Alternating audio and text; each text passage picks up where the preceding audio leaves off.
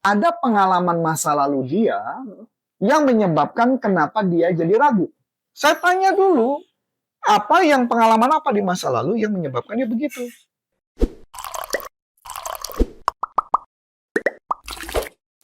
Halo teman-teman, kembali lagi di YouTube channel NLP for Business untuk Indonesia. Nah, kali ini kita mau ngobrol-ngobrol sama Coach Arif nih. Udah beberapa minggu, bahkan bisa sebulan nih kita belum ngobrol sama Coach Arif nih.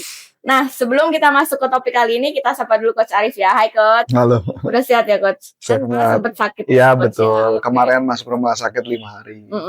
Iya. Kita udah sebulan ya Coach? Nggak rekaman? Kayaknya iya. Karena bukan karena, ya memang karena masih kurang enak badan waktu itu. Tapi juga karena pelatihan banyak banget. Iya betul. Sangat banyak. Jadi pelatihan di berbagai company, bahkan sampai di salah satu platform media sosial yang terbesar di Indonesia. Ya, apa itu kita nggak ngomong di sini. Karena konfidensial ya, itu konfidensial. Tapi inisialnya Pak, T dan belakangnya Kak. Malu dong bisa dibaca Coach. Oh iya, itu tergantung mereka bisa baca. Oke Coach, aku mau tanya nih Coach, gimana sih Coach caranya kita misalkan sebagai leader nih Coach, kita menghandle tim kita yang merasa tuh dia tuh nggak percaya diri sama pekerjaan dia tuh rasa takut gitu loh Coach, kayak ini nanti kalau gue ngerjain ini salah nggak ya? Dikomplain nggak ya gitu tuh Coach? Oke, kalau saya ngeliatnya gini ya, ini kita dalam konteks NLP, kita coba menerjemahkan gini Karinnya. Saya kasih ngomong satu orang dulu lah ya. Ya Karin tahu lah orangnya siapa. Jadi ada satu anak, anak ini pemalu kelihatannya. Iya. Kalau diajak ngomong cenderung kepalanya nunduk dan nggak mau ngeliat sesuatu. Ketika saya ngobrol kepada dia, saya melihat kenapa ada seseorang yang menunduk seperti itu, karena saya percaya pasti ada sesuatu di masa lalunya yang membuat dia jadi begitu. Oke. Dapat ya? Jadi nggak mungkin ada seseorang yang sekonyong-konyong perilakunya kayak gitu, nggak mungkin. Pasti ada program di masa lalu atau peristiwa di masa lalu yang menyebabkan dia menjadi begitu. Oke. Masuk akal? Iya. Yang kedua, berarti ketika kasus yang tadi Karin sampaikan kepada saya, berarti bisa jadi ada pengalaman masa lalu dia yang menyebabkan kenapa dia jadi ragu. Oh, oke. Saya kasih contoh. Misalkan, saya ngerjain sesuatu dan kemudian saya disalahin ketika di masa kecil. Maka apa yang terjadi? Sejak saat itu saya menjadi orang yang tidak berani mengerjakan sesuatu dulu. Oh, karena takut disalahin. Ya, bisa jadi gitu kan? Iya. Saya kasih contoh. Kalau saya tipe orang yang mengerjakan segala sesuatu, lakukan aja dulu, nggak usah dipikirin. Lakuin aja dulu. Karena yang paling susah adalah menurut saya adalah action sih.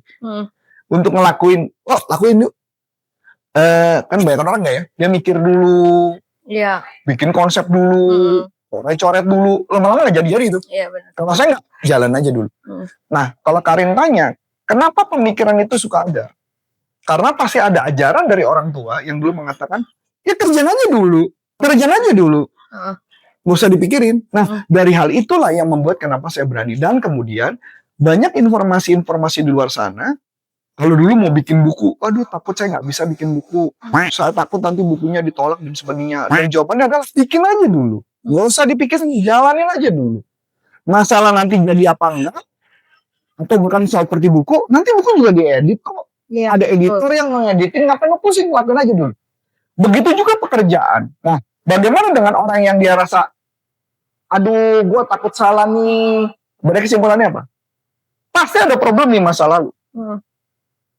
Tugas saya adalah, kalau sebagai seorang NLPers adalah, saya tanya dulu, pengalaman apa di masa lalu yang menyebabkan dia begitu. Di coaching berarti ya Coach? Di coaching. Oke. Kalau kasus yang tadi, orang yang saya tanyakan tadi, ternyata nggak ada apa-apa. Karena di kepala dia adalah, tipenya adalah, kalau diajak ngobrol, justru dia sudah menciptakan percakapan di kepala dia. Oh, berasumsi. Gue mau nanya apa berikutnya? Lah kan yang lagi ngobrol saya ke dia. Kenapa dia berpikir bahwa dia mau ngomong apa sama saya? Saya bilang, nggak perlu dipikir. Udah biarkan aja saya ngomong sama kamu. Kamu nggak usah mikir apa-apa. Oke. Akhirnya baru dia bisa lihat. Paham ya? Iya. Dia punya persepsi bahwa kalau saya ngomong, dia harus berpikir dia mau ngobrol apa. Iya benar. Ternyata gara-gara mau ngobrol apa, itulah yang menyebabkan dia menjadi introvert. Kan lucu ya? Berarti harusnya dia introvert dong. Iya. Berarti dia overthinking sendiri dong, Coach. Nah, itulah manusia. Yang kita bisa menilai bahwa, kayak contoh mungkin ada beberapa lain mengatakan, nggak enak ngobrol sama dia, nggak asik ngobrol sama dia. Ya tapi karena kita nggak tahu dia itu siapa, dia itu ada apa di sebuah perilakunya yang menyebabkan dia kenapa begitu. Masuk akal? Iya, betul, Coach. Nah, kalau itu adalah anak buah kita, kita sudah beresin. Kita dengan coaching, mencari informasi, kita gali isi kepalanya, maka next berikutnya apa yang harus kita lakukan?